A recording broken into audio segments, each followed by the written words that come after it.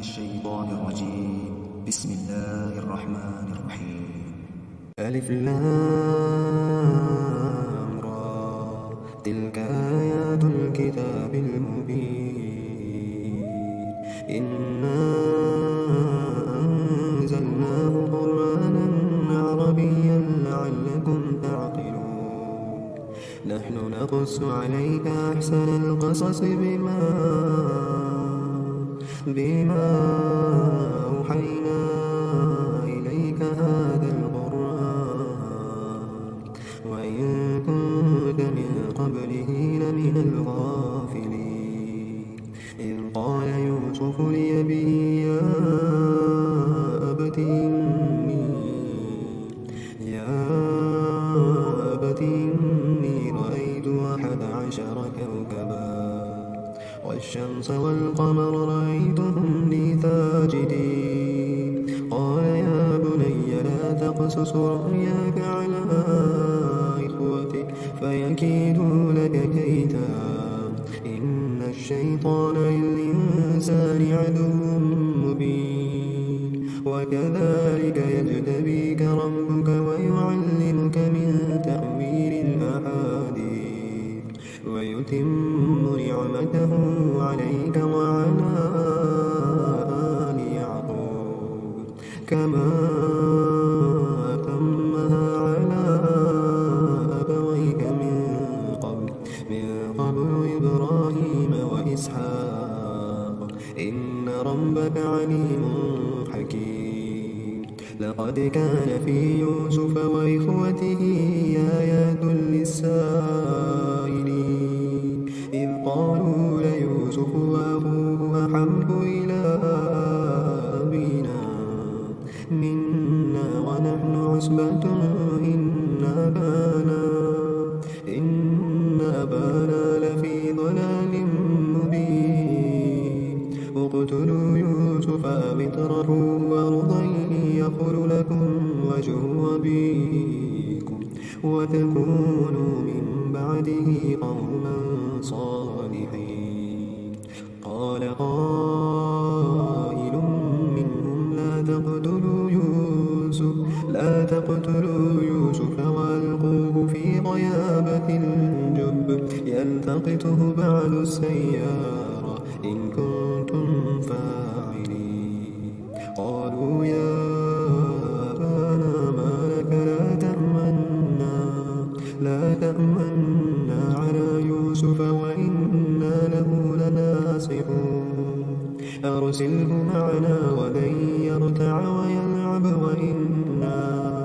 وإنا له لحافظون.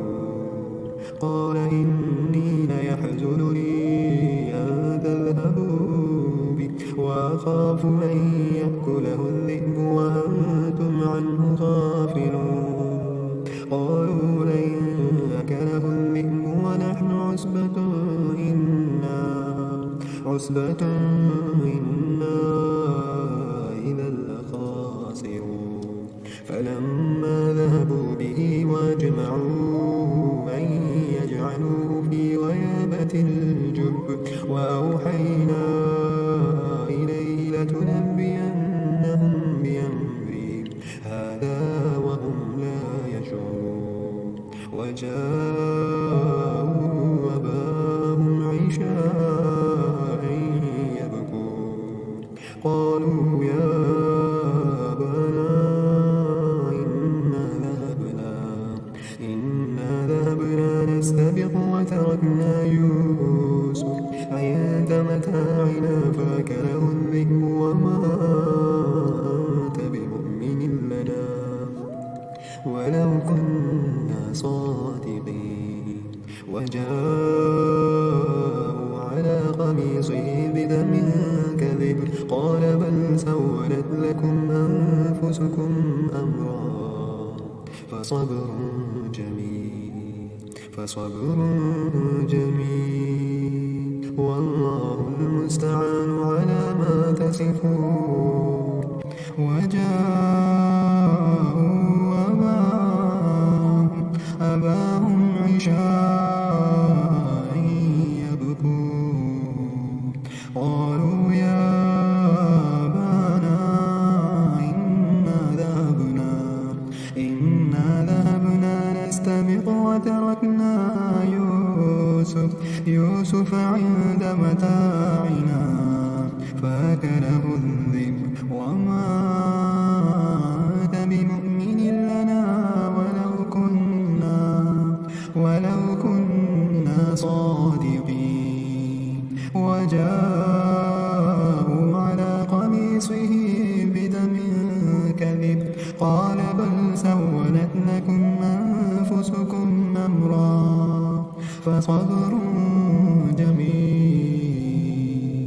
فصبر جميل.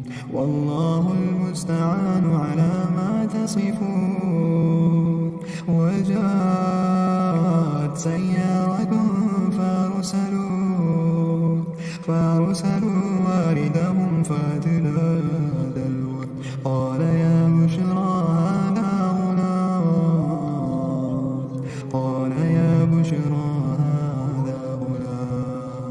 وأسروه بضاعة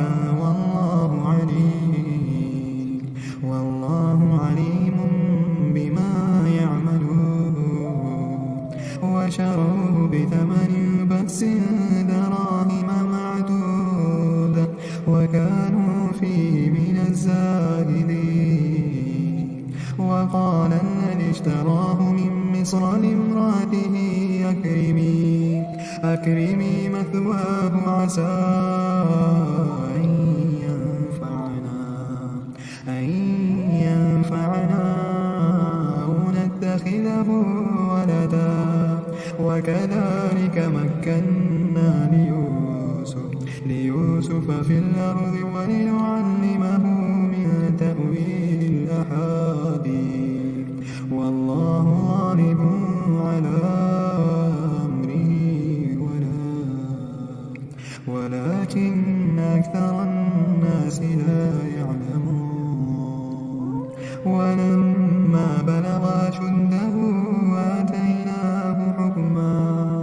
آتيناه حكما وعلما.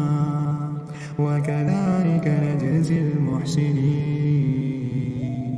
وراودته التي هو في بيتها عن نفسه وغلقت الأبواب وقالت هيت لك قال معاذ الله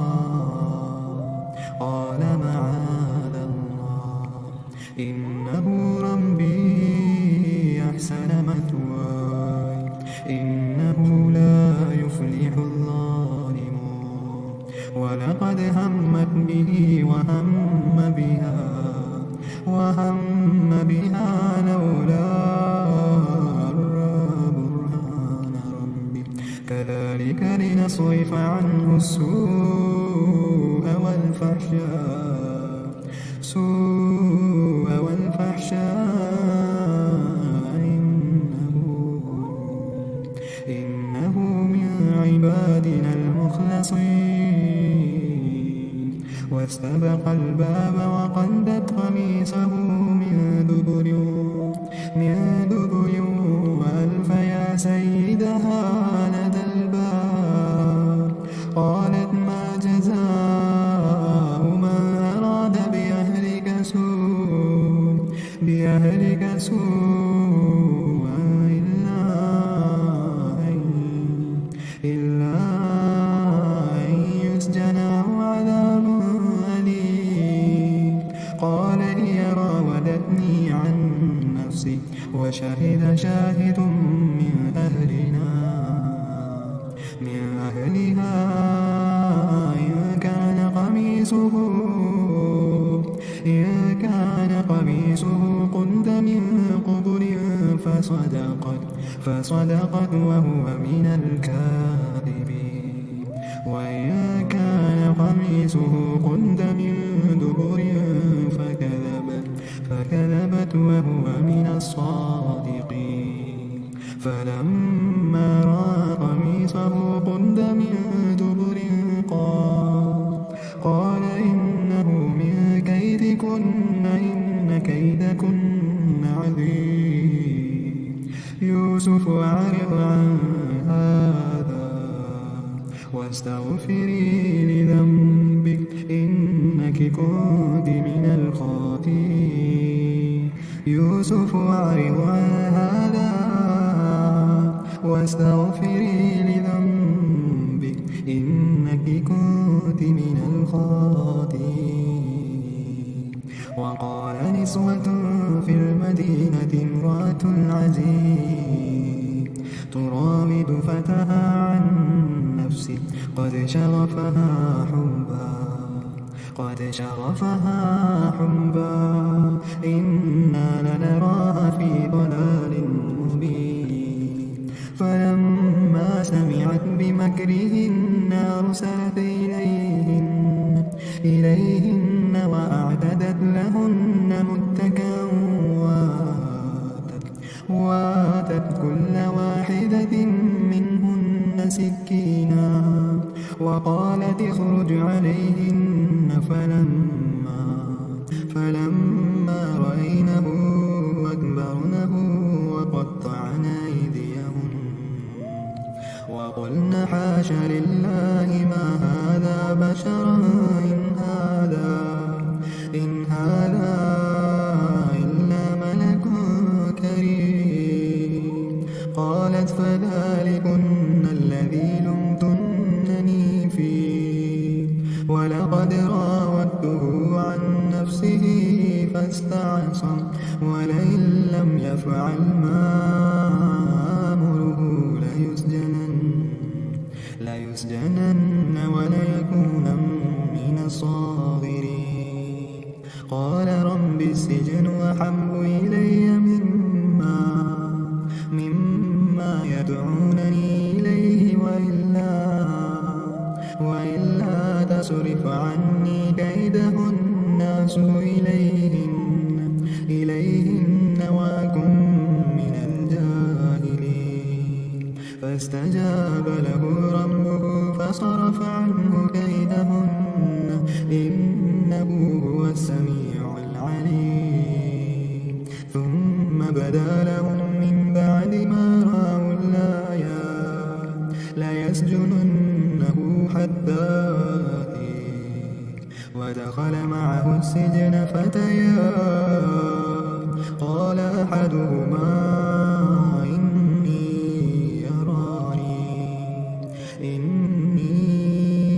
يراني أعصر خمرا وقال الآخر إني يراني أحمل فوق رأسي خبزا تأكل الطير منه نبئنا بتأويله إنا نراك من المحسنين. قال لا يأتيكما طعام ترزقانه إلا نبأتكما بتأويله قبل أن يأتيكما ذلكما مما علمني ربي إني تركت ملة قوم لا يؤمنون بالله وهم بالآخرة هم كافرون واتبعت ملة آبائي إبراهيم وإسحاق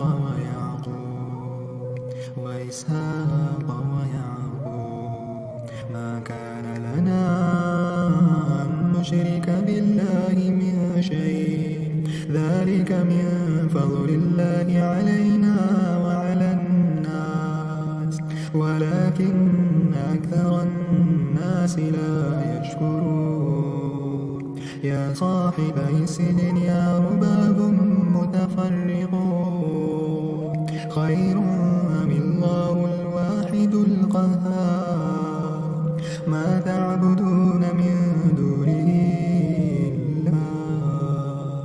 إلا أسماء سميتموها أنتم وآباؤكم ما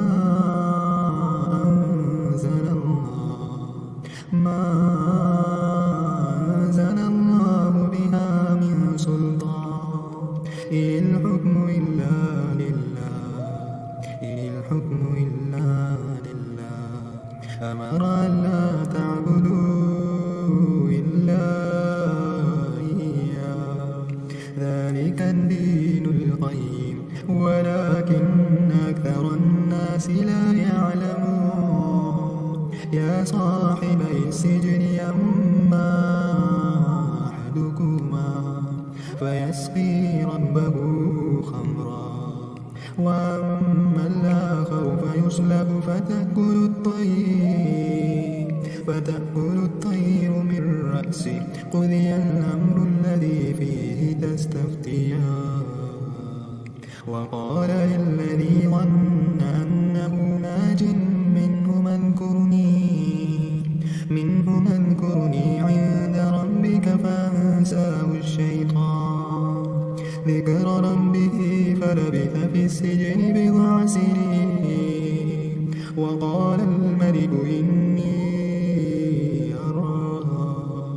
إني أرى 7 بقرات سمان يأكلهن 7 عجاف و7 سنبلات خضر وأخر يابسات يا أيها الملأ أفتوني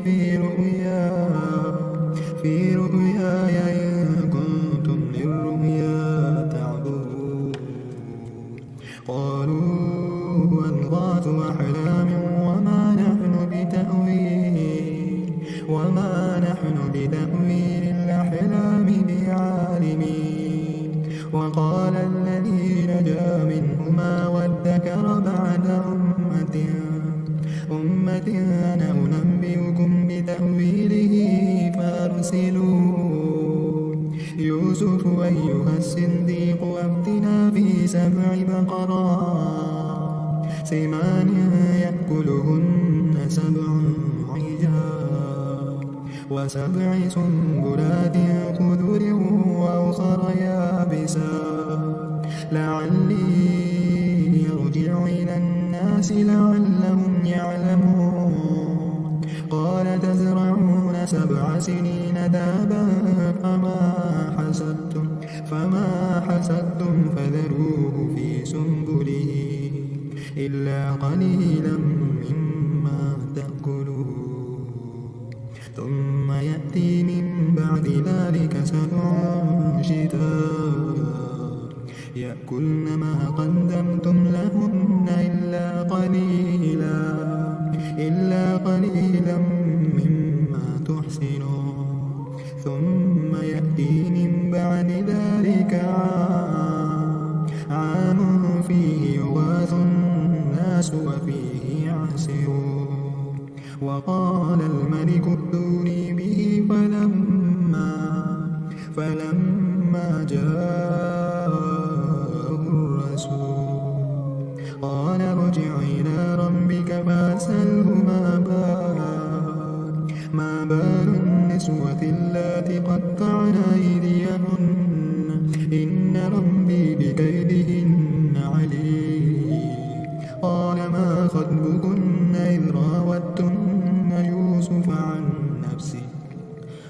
ما خطبكن إذ راوتن يوسف عن نفسه قلنا حاش لله ما علمنا عليه من سوء قالت امرأة العزيز الله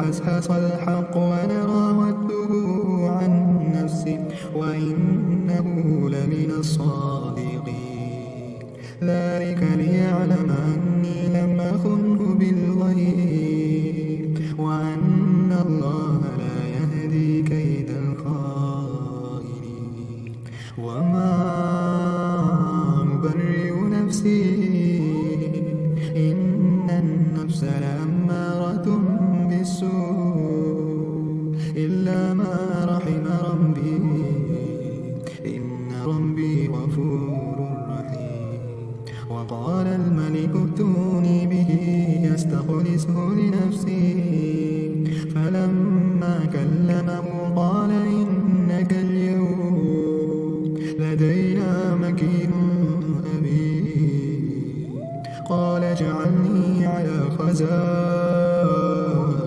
الأرض إني حفيظ عليم وكذلك مكنا ليوسف في الأرض يتبوأ منها حيث يشاء نصيب برحمتنا من نشاء ولا نضيع أجر المحسنين ولأجر الآخرة خير للذين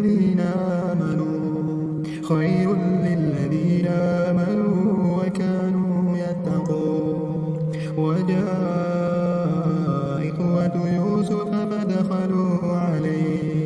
فدخلوا عليه فعرفهم وهم له منكرون. ولما جهزهم بجهازهم قال ائتوني بأخ لكم من أبيكم ألا ترون أني أوفي الكيل وأنا خير المنزلين.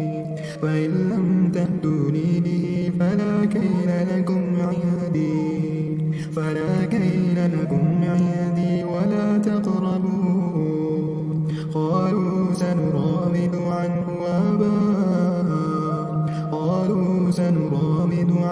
أباه وإنا لفاعلون.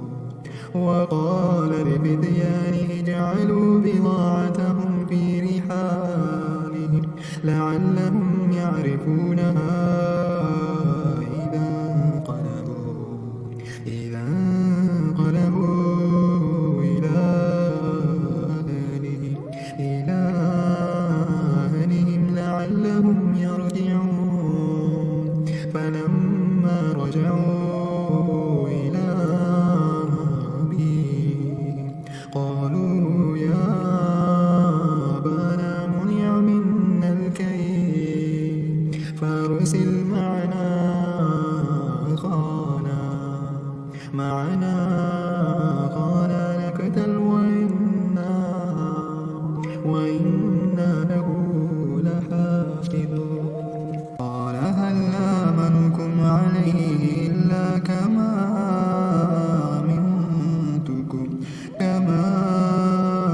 أمنتكم على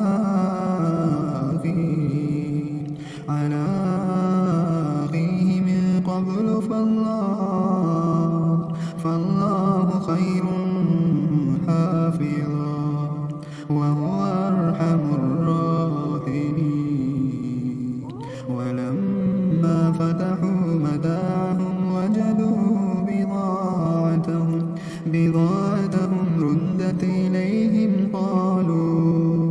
قالوا يا أبانا ما نبغي هذه بضاعتنا ردت إلينا. قالوا يا أبانا ما نبغي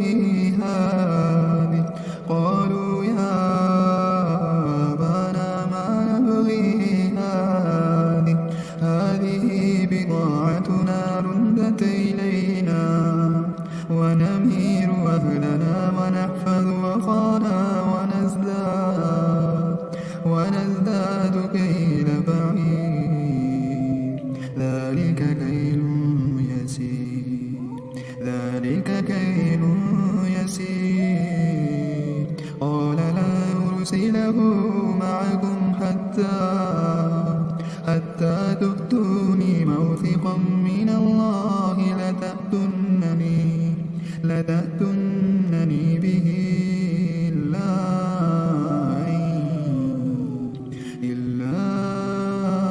أن يحاط بكم.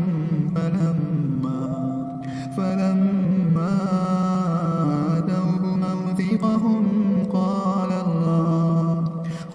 الله على ما نقول وكيل.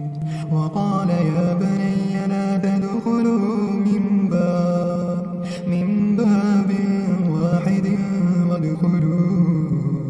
وادخلوه من أبواب متفرقة وما أغني عنكم من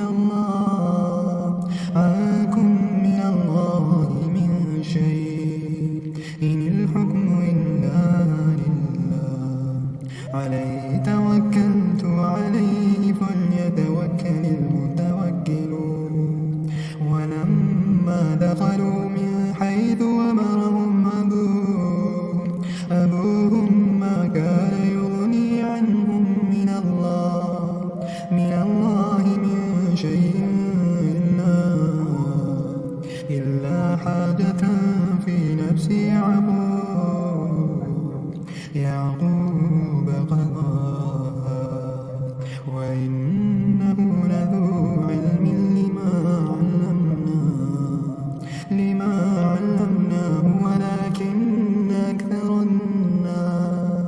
ولكن أكثر الناس لا يعلمون. ولما دخلوا على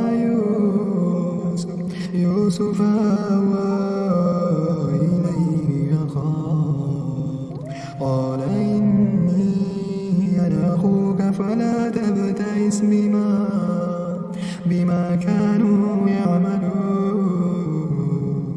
فلما جهزهم بجهازهم جعل السقاية في رحل أخيه ثم أذن مؤذن أيتها العير إنكم لسارقون. قالوا وأقبلوا عليهم ماذا تفقدون؟ قالوا نفقد صواع الملك ولمن جاء به حمل بعير وأنا به زعيم. قالوا تالله لقد علمتم ما جئنا لنفسد في الأرض وما كنا سارقين. قالوا فما جزاؤه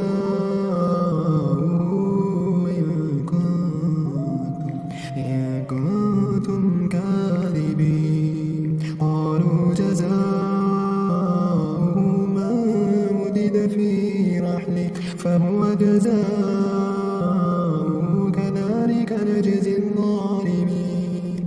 فبدأ بأوعيتهم قبل وعاء أخيه ثم استخرجها من وعاء أخيه كذلك كدنا ليوسف ما كان ليأخذ أخاه في دين الملك إلا أن يشاء الله نرفع درجات من نشاء وفوق كل ذي علم عليم. قالوا يسرق فقد سرق أخ له من قبل فأسرها يوسف في نفسه ولم يبدها له قال أنتم شر مكانا والله أعلم بما تصفون. قالوا يا أيها العزيز إن له أبا شيخا كبيرا فخذ أحدنا مكانه إنا نراك من المحسنين. قال معاذ الله أن نأخذ إلا من وجدنا متاعنا عنده إنا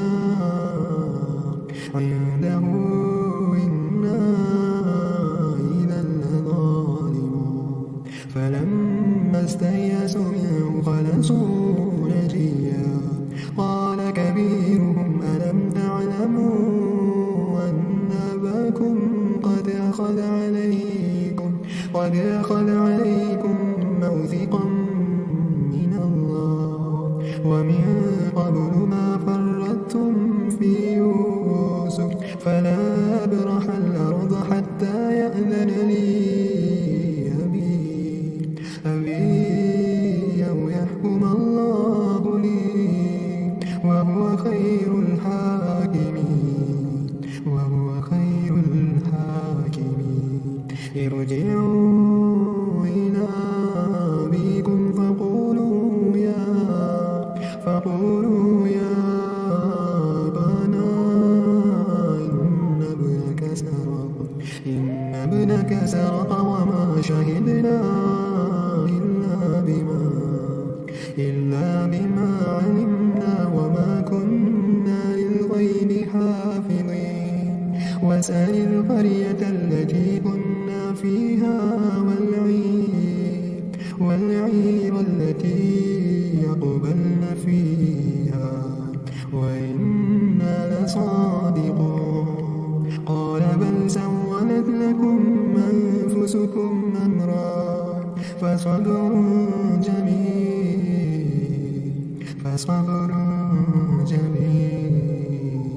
عسى الله أن يأتيني بهم جميعا إنه هو العليم الحكيم وتولى عنهم وقال يا أسفا على يوسف وابيضت عيناه من الحزن فهو كظيم قالوا تالله تفتأ تذكر يوسف حتى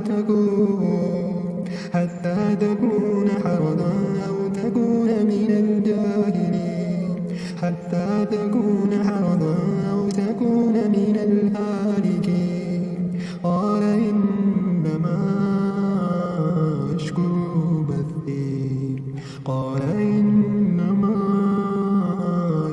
بثي وحزني إلى الله وأعلم من الله ما لا تعلمون يا بني اذهبوا فتحسسوا من يوسف وأخيه ولا تيأسوا من روح الله إنه لا ييأس من روح الله إلا القوم الكافرون فلما دخلوا عليه قالوا يا أيها العزيز مسنا وأهلنا الضر وجئنا ببضاعة مزجنة فأوف لنا الكيل وتصدق علينا إن الله يجزي المتصدقين قال هل علمتم ما فعلتم بيوسف وأخيه إذ أنتم شاهدون قالوا وإنك لأنت يوسف قال أنا يوسف وهذا أخي قد من الله علينا إنه من يتق ويصبر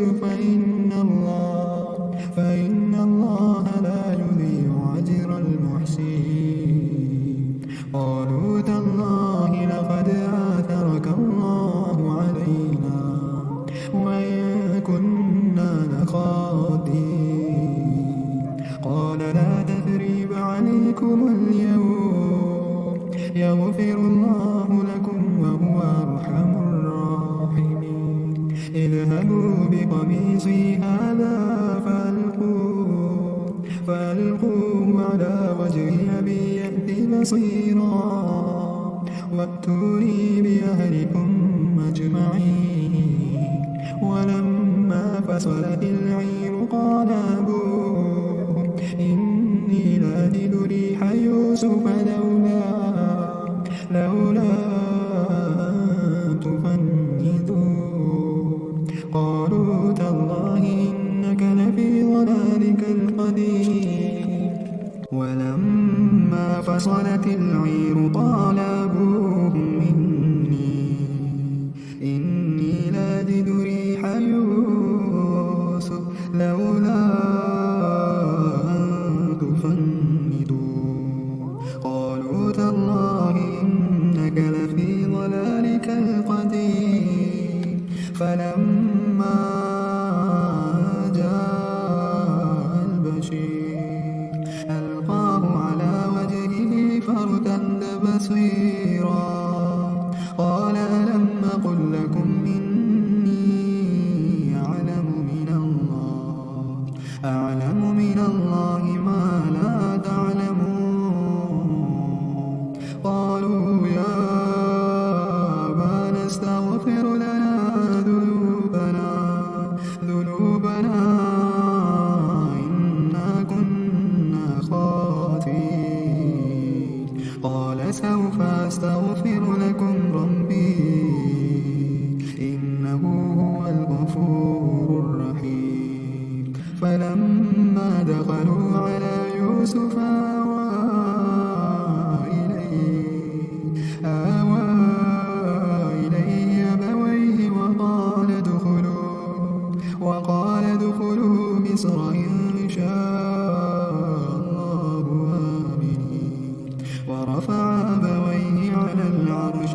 وخروا له سجدا وقال يا أبت هذا تأويل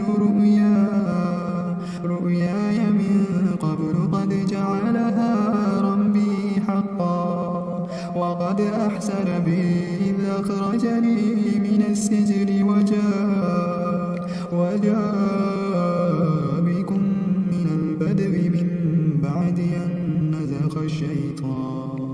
أن نزغ الشيطان بيني وبين إخوتي إن ربي لطيف لما يشاء إنه هو العليم الحكيم رب قد آتيتني من الملك وعلمتني من تأويل الأحاديث فاطر السماوات والأرض أنت ولي في الدنيا والآخرة توفني مسلما والحقني بالصالحين ذلك من أنباء الغيب نوحي إليك وما كنت لديهم إذا أجمعوا أمرهم وهم ينظرون وما أكثر الناس ولو حرصت بمؤمنين وما تسألهم عليه من أجر إن هو إلا ذكر للعالمين وكأين من آية في السماوات والأرض يمرون عليها وهم عنها معرضون وما يؤمن أكثرهم بالله إلا وهم مشركون أفأمنوا أن تأتيهم غاشية من عذاب الله أو تأتيهم الساعة بغتة وهم لا يشعرون قل هذه سبيلي يدعو إلى الله على بصيرة أنا ومن اتبعني وسبحان الله وما أنا من المشركين وما أرسلنا من قبلك إلا رجالا نوحي إليهم من أهل القرى أفلم يسيروا في الأرض فينظروا كيف كان عاقبة الذين من قبلهم ولدار الآخرة خير للذين اتقوا أفلا تعقلون حتى إذا استيأس الرسل وظنوا أنهم قد كذبوا جاءهم نصرنا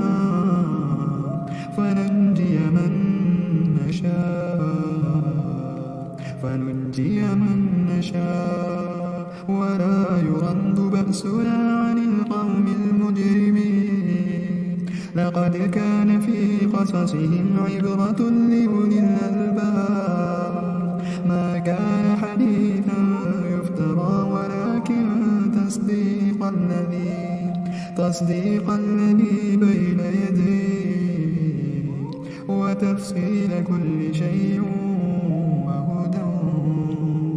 وهدى ورحمة لقوم يؤمنون أعوذ بالله من الشيطان الرجيم